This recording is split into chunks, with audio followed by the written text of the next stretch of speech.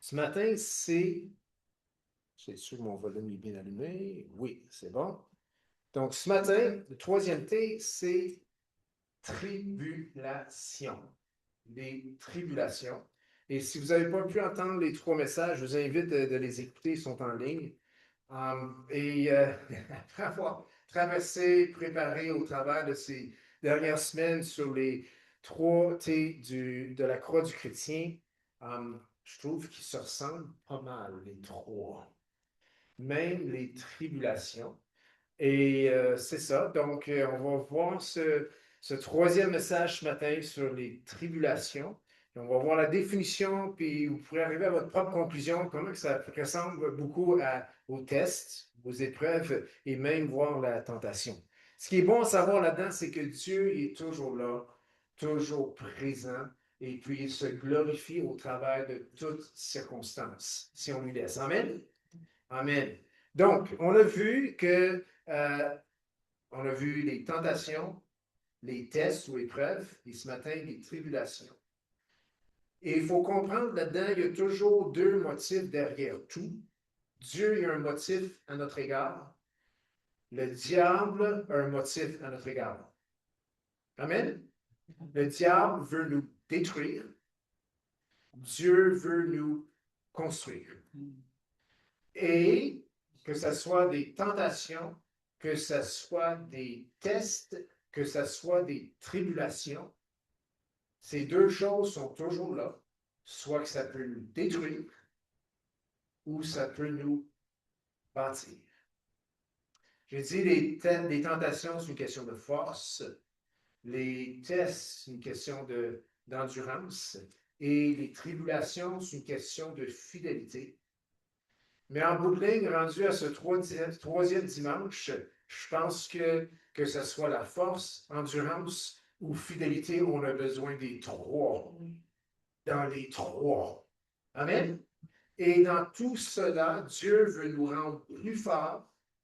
Dieu veut nous rendre plus endurants. Le Seigneur veut nous rendre plus fidèles. Et le diable veut nous rendre plus faibles. Le diable veut nous rendre découragés et des abandonneux, et il veut qu'on soit infidèles. C'est bon de le savoir parce qu'on est dans la course, et c'est une vraie course, la course de la vie chrétienne. Amen? Et parfois, on peut être essoufflé. Amen?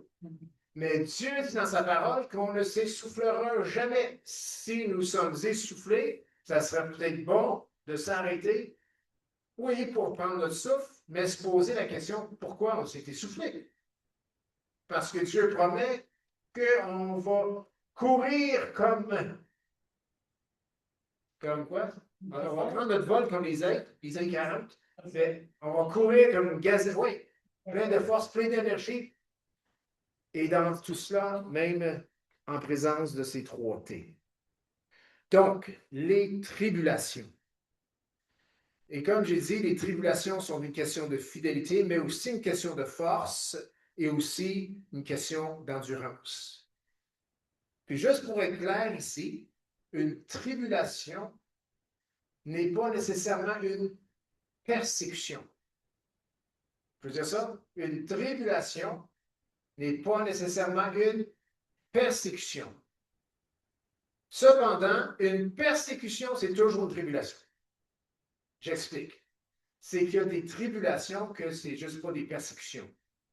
C'est d'autres choses. C'est des tests, c'est des épreuves, c'est des moments difficiles. Les persécutions sont jamais faciles. Et Dieu se glorifie au travers de cela aussi. Mais dans les tribulations, dans le fond, les persécutions, ils sont inclus, mais ce n'est pas juste des persécutions. C'est ce qu'on va voir ce matin quand on parle des tribulations.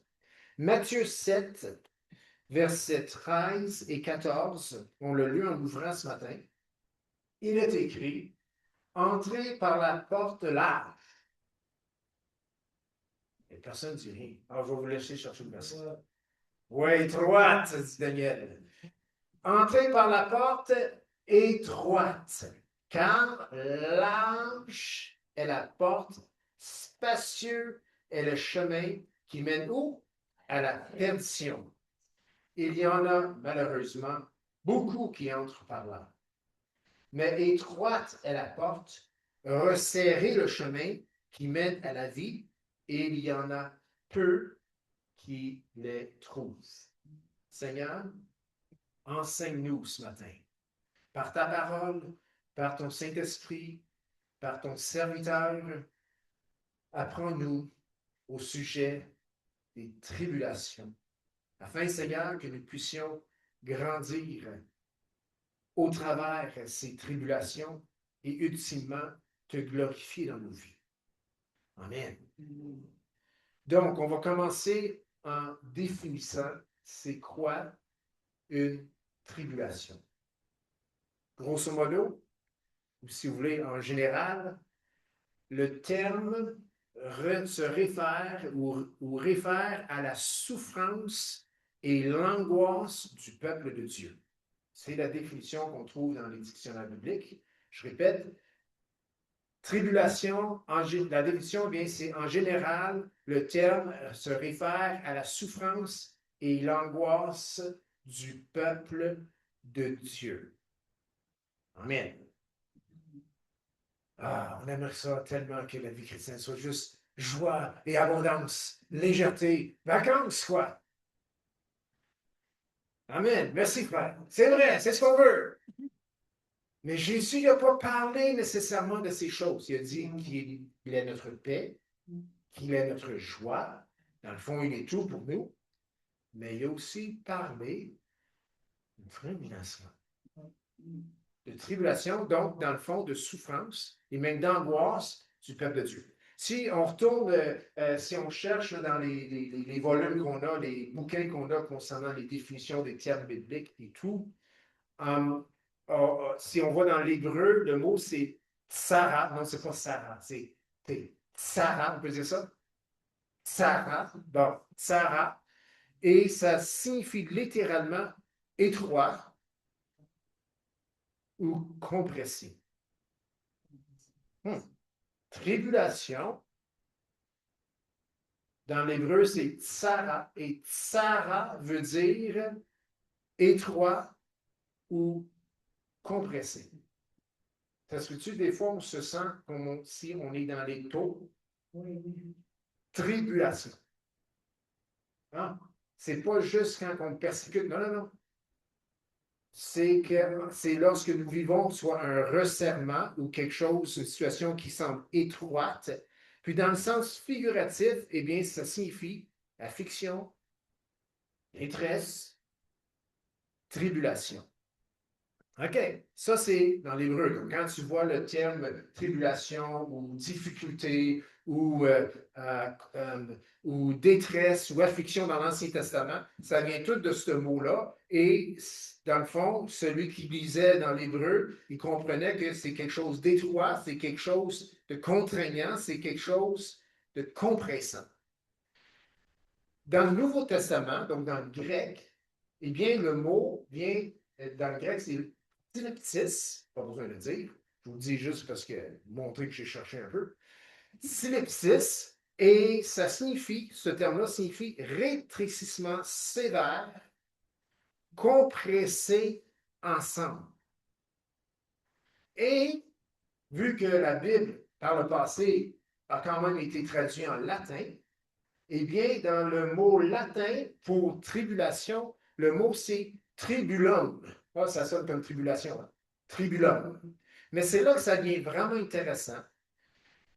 Tribulum voulait tout simplement dire planche à dépiquer. Bon, c'est quoi ça, une planche à dépiquer? Y a-t-il quelqu'un qui sait c'est quoi une planche à dépiquer? Ben, c'est correct. Moi, je l'ai juste appris cette semaine. Une planche à dépiquer, c'est quoi? Puis c'est là que ça devient vraiment intéressant et qu'on peut venir à comprendre davantage c'est quoi tribulation.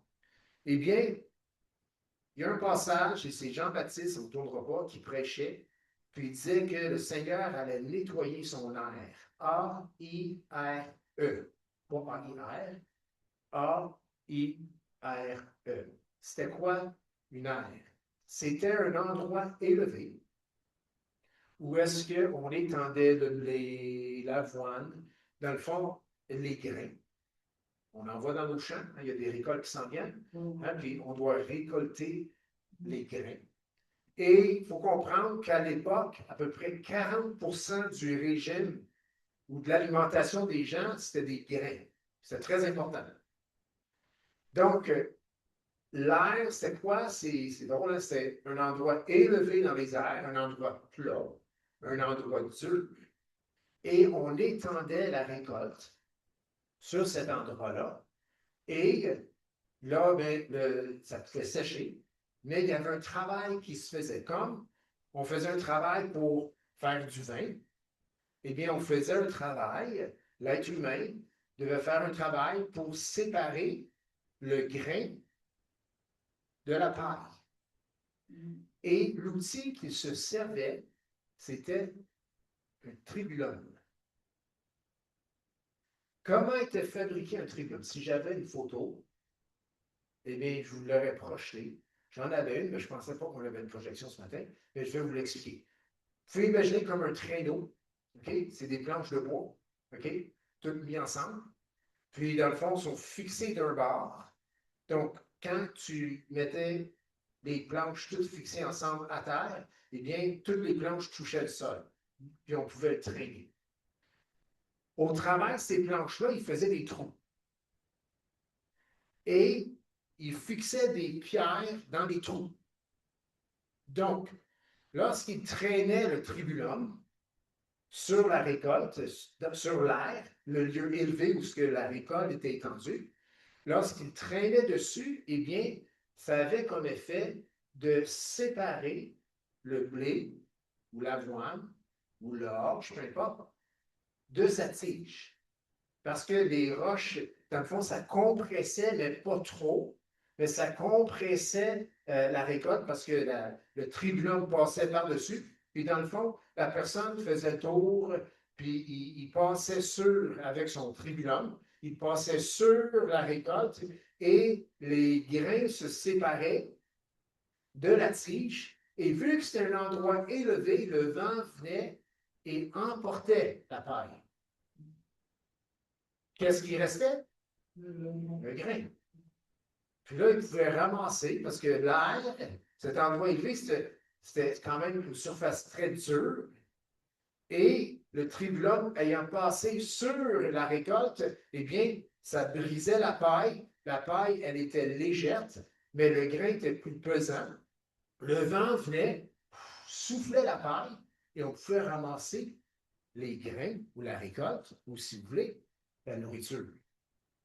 Il y a un passage dans la Bible qui parle un peu, ou qui fait référence un peu à ça. Allons dans Isaïe, chapitre 21, et le contexte, là, dans Isaïe, chapitre 21, c'est le contexte, c'est le peuple de Dieu a été, dans le fond, chassé loin de son pays parce qu'il avait désobéi à Dieu, et il était dans un pays, une ville étrangère. Il était assujetti au pouvoir babylonien. C'était une tribulation. C'était un moment difficile pour eux, contraignant, où ce qu'ils sentaient une certaine compression, où c'était étroit. Isaïe 21, verset 10, c'est écrit: Ô mon peuple, qui a été battu comme du grain dans mon air. Ce que j'ai appris de l'Éternel des armées, Dieu d'Israël, je vous l'ai annoncé. Ô mon peuple, tu as été battu comme du grain dans mon air.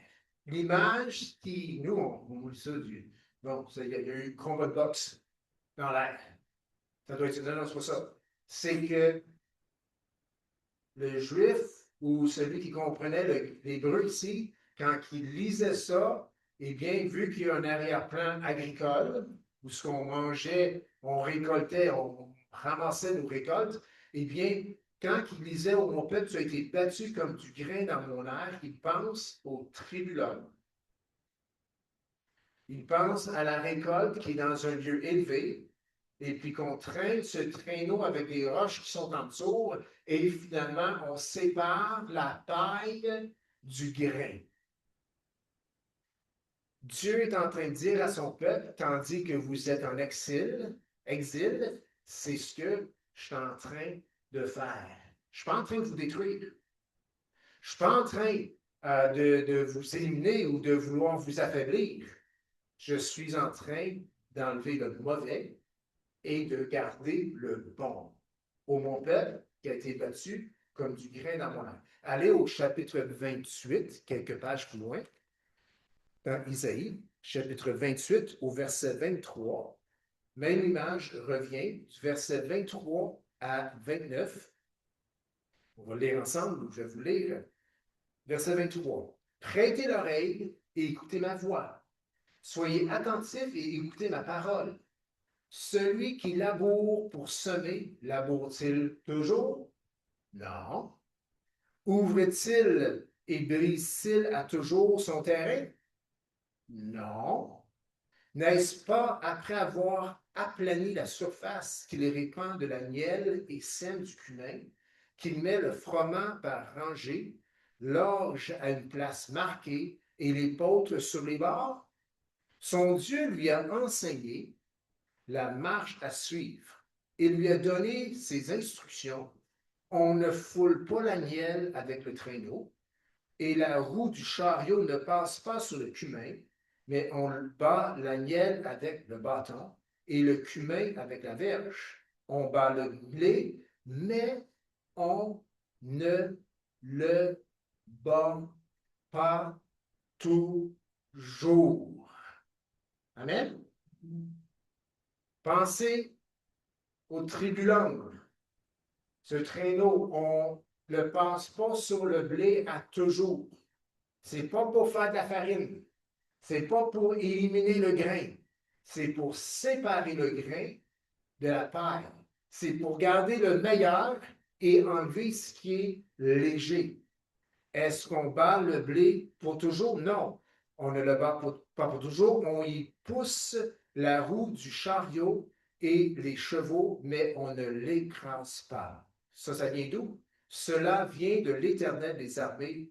Admirable est son conseil et grande est sa sagesse. Amen. Donc, juste là, une définition de tribulation. C'est quelque chose de serré. C'est quelque chose de compressé. Dans le sens figuratif, c'est une affliction, détresse ou, si vous préférez, tribulation.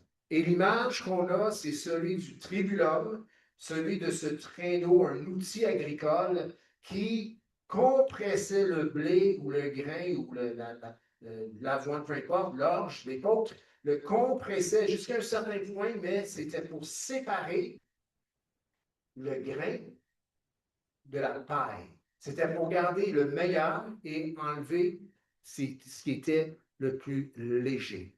Et si on vient à notre verset du tout début, Jésus qui dit dans Matthieu 7, versets 13 et 14, il parle de quelque chose d'étroit, il parle de quelque chose de resserré, et il parle du chemin qui mène à la vie. 7, verset 14 dans Matthieu 13, c'est écrit « Entrez par la porte étroite, car large est la porte, spacieux est le chemin qui mène à la perdition. » Il y en a beaucoup qui entrent par là, mais étroite est la porte, resserré le chemin qui mène à la vie, et il y en a peu qui la trouvent. C'est très intéressant ici que Jésus, l'entrée de son message, il dit que ça va être étroit, ça va être resserré. Il est en train de dire que ce ne sera pas nécessairement facile. Il est en train de dire qu'il va y avoir des tribulations. Il faut faire la différence ici entre la grande tribulation, quand on parle de la temps des fins, on ne parle pas de ça en rien. On parle des tribulations, du resserrement que le chrétien peut vivre. Donc, je suis là pour vous dire ce matin que les tribulations sont normales pour le chrétien. On peut dire Amen? Amen. Les tribulations, c'est chose normal pour le chrétien. Il y en a-tu ici qui sont d'accord pour dire que avant que j'étais chrétien, je pense que c'était plus facile. On dirait que les tribulations commencent après qu'on devient chrétien. Puis c'est un peu ça, hein? Je veux dire, quand on vient au Seigneur, puis qu'on grandit dans le Seigneur, puis qu'on persévère dans les voies du Seigneur, il y a des moments où on va même combattre avec le péché. On appelle ça de la tentation. Est-ce qu'on combattait avec le péché avant? Non. Pourquoi? C'est quoi ce péché? Ça, c'était avant. Est-ce qu'on a découvert combien qu'on avait un fichu de mauvais caractère après qu'on est devenu chrétien? Oui. Pourquoi? Mais c'est parce que là, tu vois. Avant, tu ne voyais pas. Ah, ben là, je préfère pas voir. Trop tard. C'est trop tard. Ah, ben là, ça, c'est difficile, ça. Ah, là, je me sens coincé. Je suis poigné en moi puis moi. Entre toi puis le mur. Je suis pris. Qu'est-ce que je vais faire? C'est des tribulations. Amen? Ce n'est pas des persécutions. Bien qu'une persécution peut être une tribulation, parce que ce n'est pas facile à vivre ça non plus, mais ces circonstances qu'on peut vivre qui semblent nous coincer, puis nous arracher des bouts. Je peux vous dire, le bout qui est arraché, c'est quelque chose de léger. C'est quelque chose qui ne plaît pas au Seigneur. Amen? Il n'est pas en train de te détruire. Il est en train de t'aider à grandir. Amen? OK. Les tribulations sont normales pour le chrétien. Tournons ensemble dans Jean 16, verset 33. Puis les trois autres passages, je vais les lire, mais Jean 16, verset 33, nous dit, je vous ai dit ces choses afin que vous ayez la paix en moi. Puis qu'est-ce qu'il a dit? Mais il a dit des choses avant, mais là, la phrase suivante dans Jean 16, 33, il dit, vous aurez quoi? Des tribulations dans le monde. Mais prenez courage, j'ai vaincu le monde. Merci Seigneur qui a dit ça, parce que s'il n'avait pas dit ça, là, on se poserait vraiment des questions quand on a des tribulations. Mais Jésus dit, je vous ai dit ces choses afin que vous ayez la paix en moi. Vous aurez des tribulations dans le monde, mais prenez courage, j'ai vaincu le monde. Et que tout le monde peut dire Amen. OK, à l'écran. Matthieu 13, 20 à 21 nous dit, puis c'est l'histoire ou la parabole des terrains. Il dit, puis en parlant du terrain pierreux, celui qui a reçu la semence dans des endroits pierreux. Ça, c'est un sol qui a plein de pierres dedans. C'est un cœur qui a plein d'endroits endurcis. Celui qui a reçu la semence dans les endroits pierreux, c'est celui qui entend la parole et la reçoit aussitôt avec joie. J'arrête là. Mais il ne savait pas qu'il y avait des difficultés qui s'en venaient. Parce que s'il l'avait su, ou si elle l'avait su, elle aurait peut-être, ou il n'aurait peut-être pas reçu la parole avec une si grande joie. Elle a reçu la parole avec joie, mais n'a pas de racine en lui-même ou elle-même, manque de persistance, et dès que survient une tribulation ou une persécution, oh, les deux sont là. À cause de la parole, il y trouve une occasion de chute. Donc, il reçoit la parole avec joie. Wow! Tu es bon! La vie est belle! Jésus a tout changé. Là, on frappe des difficultés. C'est comme, hey, c'est quoi ça? Oh, je suis pas capable. Je lance la serviette. J'abandonne. Eh bien, ça, c'est de manquer. Ça témoigne. Puis si tu lis la parole, tu vas découvrir que, il manque de racines en moi-même. Il manque de persistance, de ténacité, d'endurance. Parce qu'il y a une tribulation, il y a une difficulté qui est survenue, puis je suis déjà découragé. J'ai déjà lancé la serviette. Et ça, en quelque sorte, c'est une chute. C'est pas irrémédiable. C'est pas la fin du monde. Il y a toujours espoir. Surtout pour celui qui a assez d'humilité pour dire, ah, Seigneur, il manque de racines en moi-même. Seigneur, peux-tu, s'il te plaît, m'aider dans ta grâce? Et je veux dire, arrache les pierres. Il faut que la racine, il faut qu'elle descende plus loin. Il faut que je sois plus fort que ça. Il faut que je sois plus solide que ça. Acte 14, 22. Paul et Barnabas. Ils se promenaient, vous savez, l'apôtre Paul, Barnabas, ensemble, ils ont travaillé ensemble pour un bout. Après ça, ils se sont chicanés, ils ont pris chacun leur bord, mais ils ne sont pas rendus encore. Et ils parcouraient les villes, ils allaient voir les églises, et puis ils fortifiaient l'esprit des disciples, à 14-22, les exhortant à persévérer dans la foi, et disant que c'est par beaucoup de quoi? De tribulation qu'il nous faut entrer dans le royaume de Dieu. C'est par beaucoup de tribulations qu'il nous faut entrer dans le royaume de Dieu. Verset 35, Romains chapitre 8.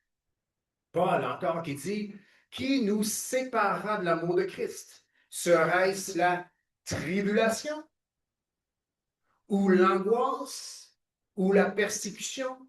Ou la faim? Ou la nudité? Ou le péril? Ou l'épée? Puis en bout de ligne, il dit, non, ça ne sera pas ces choses qui vont me séparer de Christ. Donc, on voit au travers ces passages, que ce soit Jean 16, 33 ou Matthieu, Actes ou Romains, on voit que les tribulations, c'est choses normales dans la vie du chrétien. Et en passant, c'est bon signe. C'est bon signe. Parce que ça veut dire que tu n'as pas la tête dans le sable. Ça veut dire que tu t'en vas quelque part avec le Seigneur et ça ramène le message que Jésus a dit dans Matthieu chapitre 7, la porte étroite. Resserrer le chemin. Puis là, tu regardes la porte. OK, ça parle de la porte du salut. Je comprends. On a la vie éternelle par Jésus, mais la porte est toujours là. Puis là, tu es au Seigneur. La personne est au Seigneur. Elle a donné sa vie à Jésus. Puis là, elle s'en va dans la vie, sa vie avec Jésus. Puis là, elle regarde, la personne regarde la porte. Puis c'est comme, ouais, ça passera pas tout. Pour passer dans cette porte-là, il y a quelque chose qui va s'enlever de moi. Il y a quelque chose qui va tomber.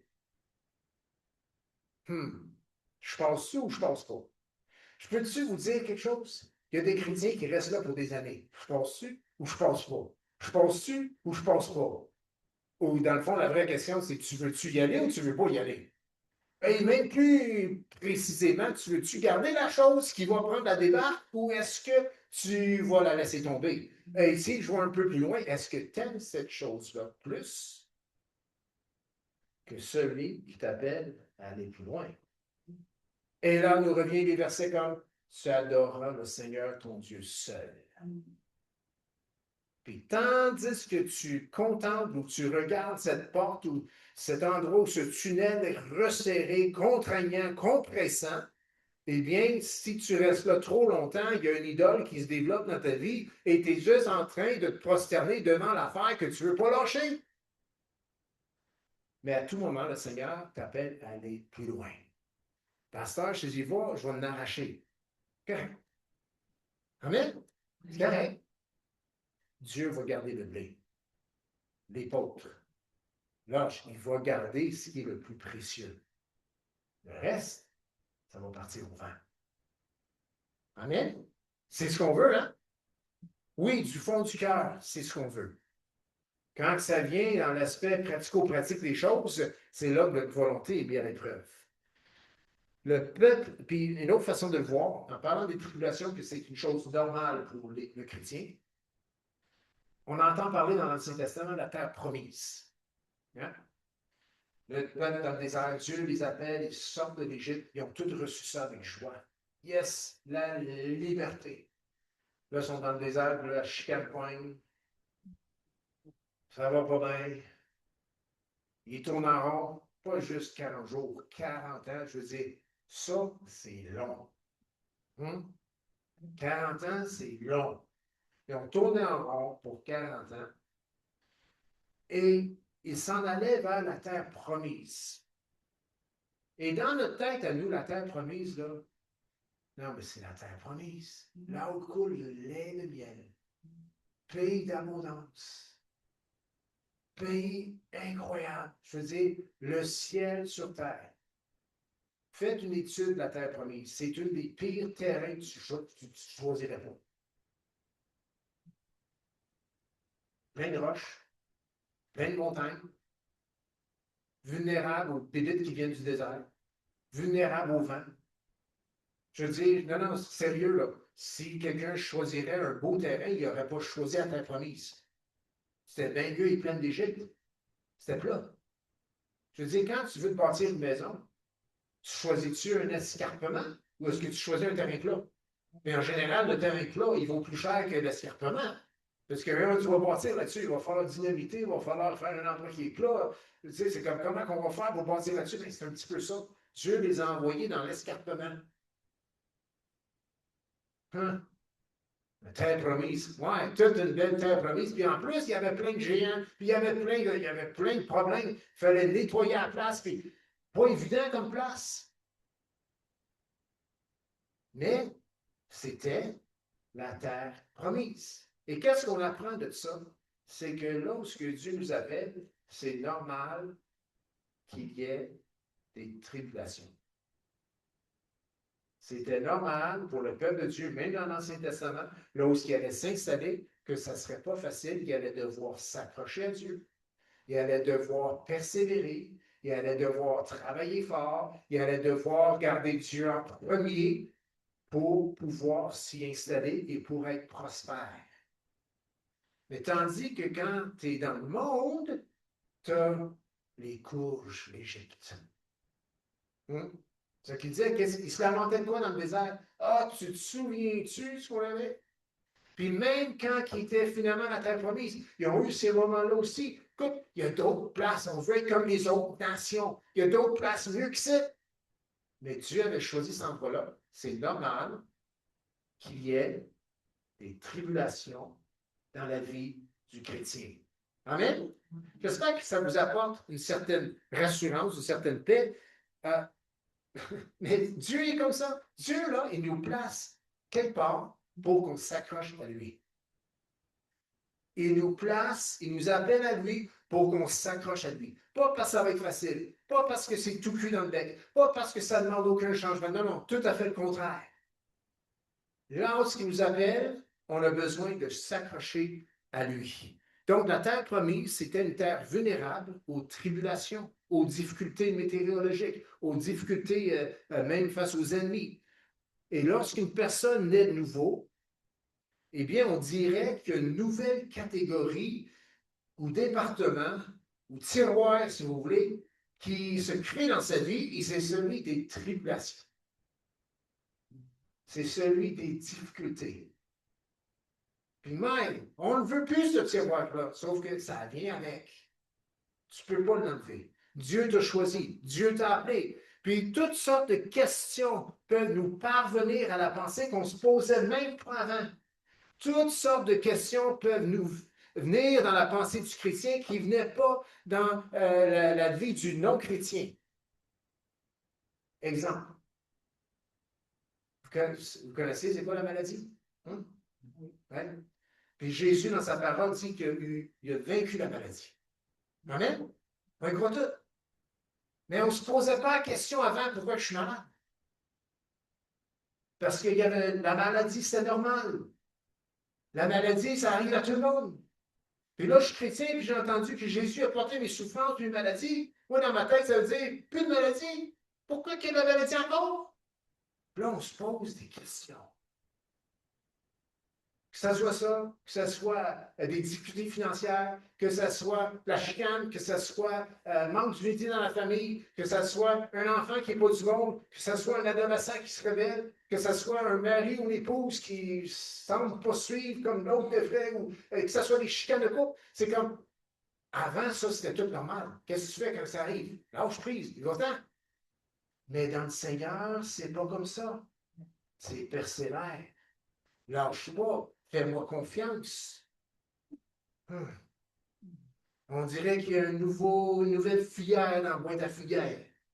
Ça s'appelle tribulation. Puis on aimerait tout ça juste le prendre puis dans le déchiqueteur. Non, il est là, il ne veut pas sortir. C'est parce que c'est supposé d'être là. Et comme Paul a dit, c'est par beaucoup de tribulations ou qu'on entre dans le royaume de Dieu, qu'on grandit dans le royaume de Dieu, pas par des tribulations qu'on est sauvé. On est sauvé et nous vivons des tribulations. Amen? OK.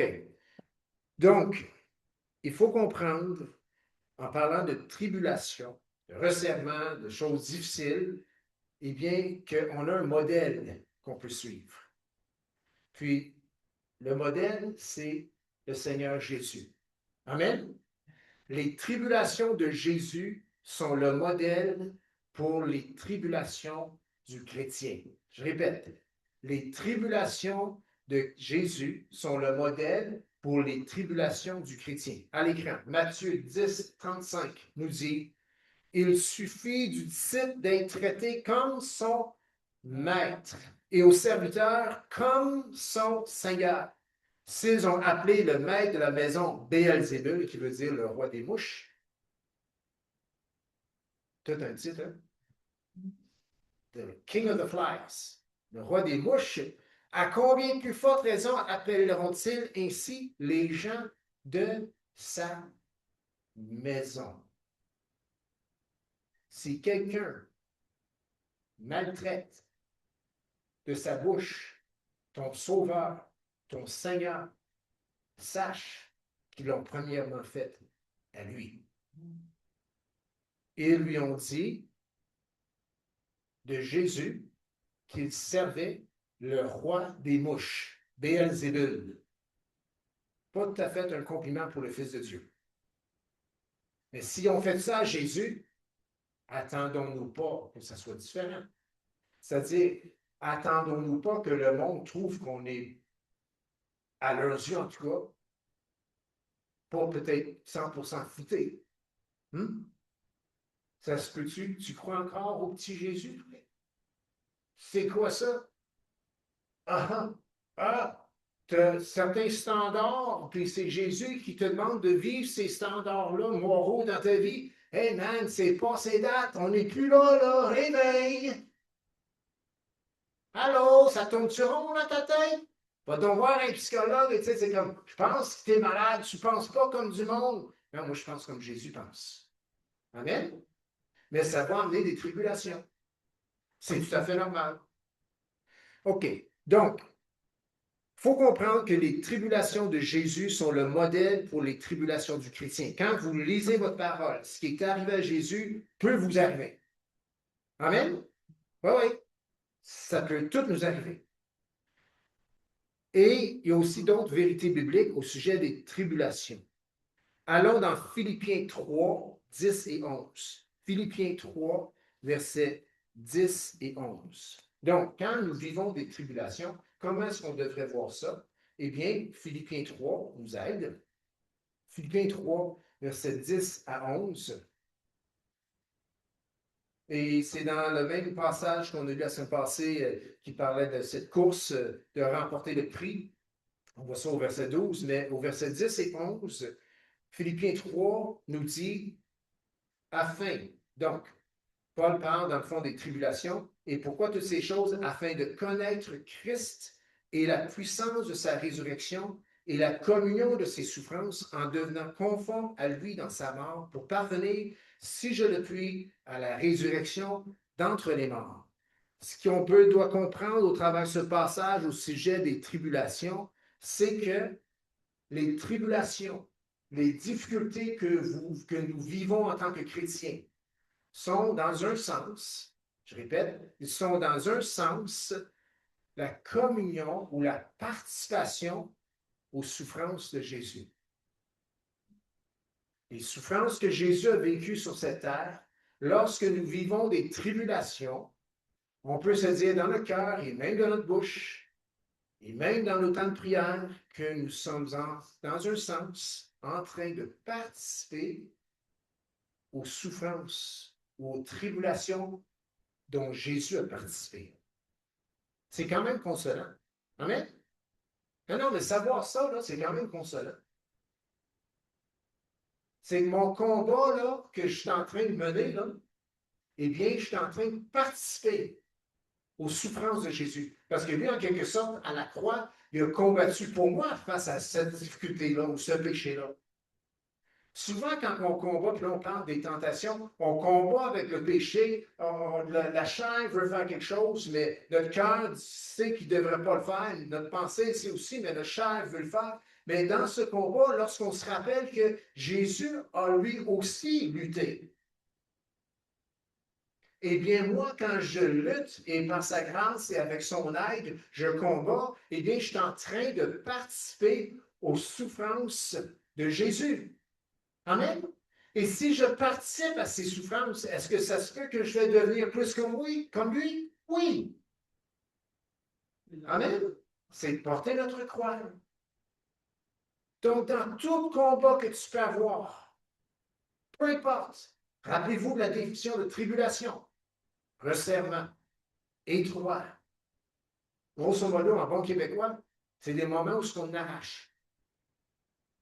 Eh bien, sache, parce que tu es un enfant de Dieu, tu es en train de participer aux souffrances de Jésus. On a quand même plusieurs jeunes familles parmi nous. Quand le bébé se lève à 2 heures du matin, là, puis toi, tu n'as plus de vie, là, OK? C'est quand même contraignant, non? Non? C'est pas Alléluia, gloire à Dieu, il pète nos cris, j'aime ça. Je veux dire, qui a besoin de dormir? Ils n'ont pas besoin de dormir, nous autres, mais non, les parents sont invincibles. Non, non, non. Je veux dire, tu sais, tu rentres au travail le lendemain matin, puis les yeux sont comme ça. Tu sais, c'est comme. Ben, même là, on peut se rappeler. Jésus aussi a combattu avec le sommeil. Jésus aussi, à des moments, il était extrêmement fatigué. Et ce que tu fais, tu es en train de prendre soin de ton enfant.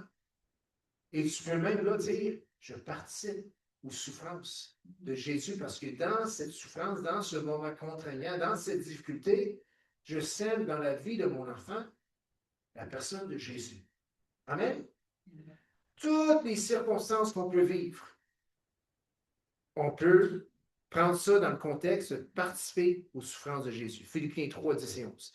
Deuxièmement, en parlant de certaines vérités bibliques au sujet des tribulations, eh bien, premièrement, dans un sens, c'est la participation aux souffrances de Jésus. Deuxièmement, ça met de l'avant la transformation à la ressemblance de Jésus. 2 Corinthiens 4, 2 Corinthiens 4, reculez un petit peu. 2 Corinthiens 4, versets 7 à 12. Ensuite, on va sauter au verset 16. 2 Corinthiens 4, 7. Nous portons ce trésor. Ça, c'est la vie que Jésus nous a donnée. La vie éternelle, c'est la personne de Jésus dans nos vies. Nous portons ce trésor dans des vases de terre. Ça, c'est notre vie ou notre corps. Afin que cette grande puissance soit attribuée à Dieu et non pas à nous. Donc là, Paul s'en va au verset 8 dans une série de tribulations, des difficultés. Nous sommes pressés de toute manière, mais non à l'extrémité. Dans la détresse, mais non dans le désespoir. Persécutés, mais non abandonnés. Abattus, mais non perdus. Portant toujours avec nous dans notre corps la mort de Jésus, afin que la vie de Jésus soit aussi manifestée dans notre corps. Car nous qui vivons, nous sommes sans cesse livrés à la mort à cause de Jésus, afin que la vie de Jésus soit aussi manifestée dans notre chair mortelle. Ainsi, la mort agit en nous et la vie agit en nous. Voilà ce qui se passe lorsque nous vivons des tribulations. Dans ces tribulations, l'apôtre Paul, ce n'est pas juste des persécutions. Des fois, c'était la faim. Avoir faim. Il n'y avait pas assez de nourriture. Des fois, c'était être en naufrage sous la mer. C'était toutes des tribulations. Et dans tout cela, ainsi la mort agit en nous et la vie agit en nous. Donc, les tribulations mettent de l'avant ou à l'avant la transformation à la ressemblance de Christ. Si on saute au verset 16, c'est écrit, c'est pourquoi nous ne perdons pas courage. Et lors même que notre homme extérieur se détruit, notre homme intérieur se renouvelle de jour en jour. Amen? Donc, on peut avoir les poches en dessous des yeux. On peut être fatigué. On peut même peut-être avoir la langue à terre. Mais c'est à cause de tribulation, c'est à cause que tu persévères ou que nous persévérons, c'est à cause que nous ne lâchons pas. Et toutes ces choses font en sorte peut-être que l'homme extérieur il est exténué, mais l'homme intérieur, nous sommes des enfants de Dieu. Amen. A grandi, s'est renouvelé de jour en jour. Donc, la logique même dit que si nous gardons ça dans le contexte de tribulation et de croissance en Jésus-Christ, au travers de ces difficultés, on s'en sort mieux que lorsqu'on est entré dans la tribulation. Amen. Il faut s'arrêter. Pas pour rien que Dieu dit arrêtez-vous et sachez que je suis Dieu. Parce qu'en quelque part, il faut aussi s'arrêter pour voir qu'est-ce que le Seigneur a fait en moi au travers de cette tribulation. Parce que si on ne s'arrête pas pour le voir, pour le découvrir, on va dire c'était pour rien, puis on va lancer la serviette. Il ne faut pas faire ça, parce que dans nos cœurs, il n'y en a pas de pierre. Amen. On a reçu la parole profondément. OK, donc, les tribulations mettent à l'avant ou favorisent ou encouragent la transformation à la ressemblance de Jésus. Et troisièmement, en parlant des tribulations dans un contexte biblique, les tribulations enseignent les disciples de Jésus de consoler, d'encourager les autres qui vivent des situations similaires. Je répète, les tribulations enseignent les disciples de Jésus, les enfants de Dieu, de consoler, d'encourager les autres qui vivent des situations similaires.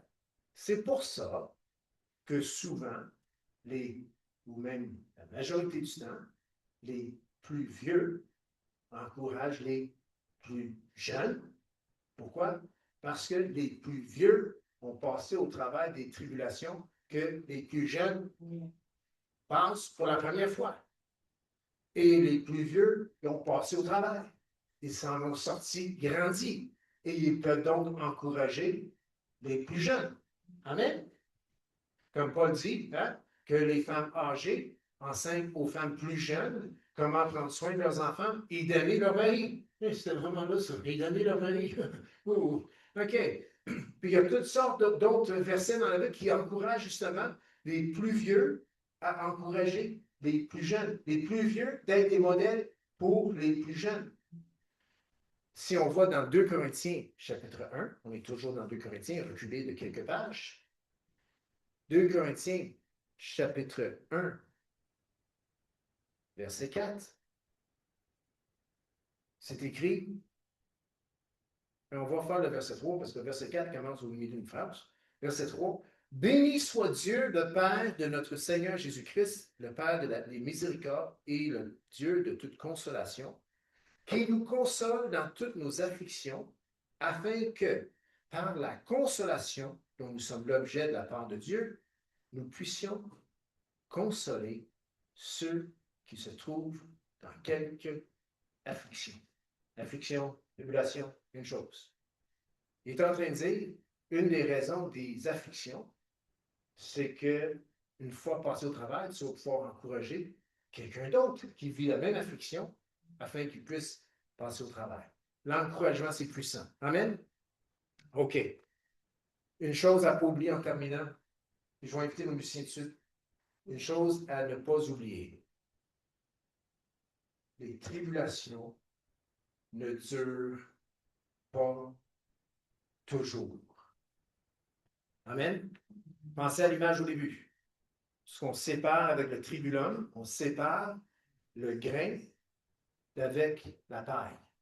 Aujourd'hui, en passant, c'est des moissonneuses batteuses qui font ça. Tu sais, les grosses machines dans les champs là, qui sont comme 16 pieds de large, là, des fourches en avant, puis ils s'en vont couper. Eh bien, il y a un processus dans cette machine-là qui sépare le grain de la paille, puis qu'est-ce qui reste derrière dans le champ? C'est une trace de paille. Moissonneuse batteuse. C'est quand même là. C'est une batteuse.